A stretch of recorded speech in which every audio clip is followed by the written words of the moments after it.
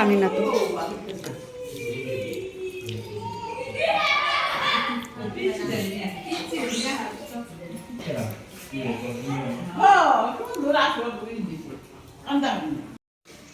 হ্যাঁ হুম খাও একটু একটু করে খাও হ্যাঁ খাও হ্যাঁ হ্যাঁ এমনি খাও শুধু শুধু খাও হ্যাঁ। কেমন হয়েছে বাপে? মা রান্না করছে কিন্তু।